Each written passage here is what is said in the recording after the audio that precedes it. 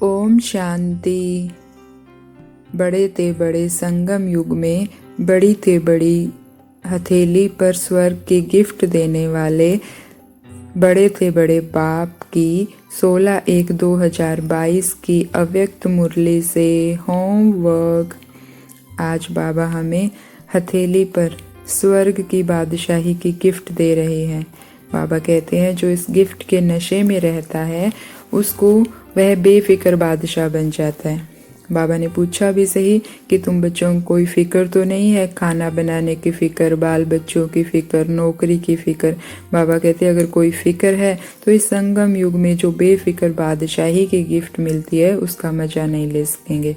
तो पहले तो हम चेक करेंगे कि हमें कौन कौन सी फिक्र रहती है। अगर कोई फिक्र है तो हम बेफिक्र बादशाह नहीं बन सकते।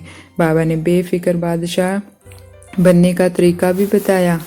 बाबा ने कहा कि जब तुम सारे फिक्र बाबा को दे दोगे कि कराने वाला करा रहा है तो बेफिक्र बादशाह बन जाओगे।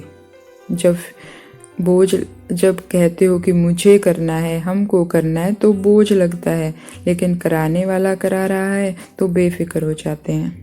तो हम भी चेक करेंगे कि जिस भी काम का हमें बोझ लगता है उसमें हम निश्चय बुद्धि नहीं है, क्योंकि बाबा ने कहा निश्चय बुद्धि ही निश्चिंत और बेफिक्र रह सकते हैं। हमें निश्चय नहीं है कि बाबा पर कि वो करवाएगा, हमें है कि हमें करना है तो बोझ है।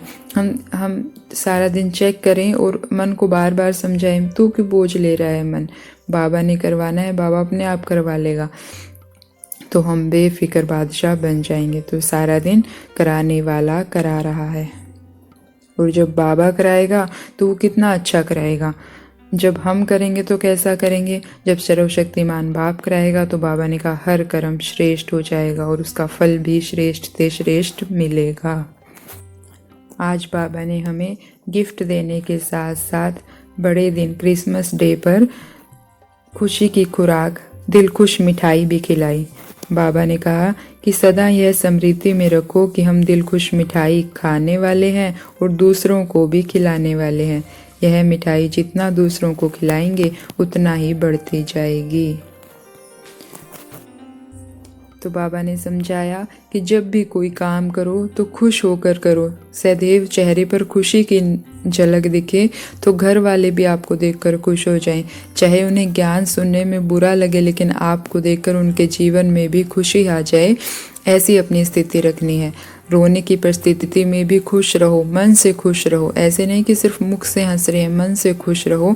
तो बाबा कहते हैं ये दिल खुश मिठाई औरों को भी खुश कर देगी।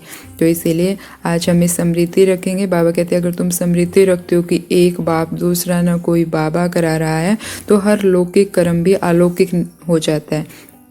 तो दिल से कहना है कि मेरा बाबा करा रहा है। दिल से स्वीकार करना है कि मुझे आत्मा को कुछ नहीं करना, बाबा करा रहा है। बाबा ने एक जगह कहा भी कि तुम असोच बन जाओ, तुम्हारे लिए सोचने का काम भी मैं करूँगा। अगर तुम सोचते रहोगे तो बुद्धि सोचने में ही बिजी रहेगी, बाबा की टचिंग, बाबा की शक्ति ग्रहण कैसे करोगे। तो इसीलिए आज बिल्कुल और निश्चिंत रहना है। बिल्कुल बाबा करा रहा है, मैं बिंदी बाबा बिंदी कंबाइंड, बस सोच बाबा अपने आप करा लेगा, मैं तो निमित्त हूँ, मुझे क्या चिंता है। तो सारा दिन दिल खुश मिठाई खाते रहेंगे और दिव्य गुणों को दूसरों को बांटते रहेंगे। बाबा ने कहा दिव्य गुण बांटते बांटते ही तुम गुण मूर्त बन जाओगे, सर्वगुण संपन्न बन जाओगे। तो हमें जो हमारे जो दिव्य गुण हैं, हर रोज़ बाबा दिव्य गुणों की बात कर रहे हैं, तो उन गुणों को हमें बांटना भी है। और सारा दिन अगर कोई नेगेटिव संकल्प आता है तो उसको भी पॉजिटिव में बदलना है।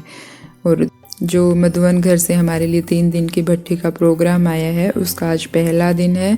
उसका सारा प्रोग्राम का शेड्यूल इस वीडियो में लिखा हुआ है। तो आप सारा दिन आज हमें अशरीरी अवस्था का अभ्यास करना है और कैसे कैसे किस समय योग का समय रहेगा तो वो हम नोट करके मधुवन घर के साथ साथ इस भट्टी में सहयोग करें बाबा के कार्य को तीव्र करने में। तो सारा दिन हमें आज अशरीरी अवस्था का अभ्यास करना है।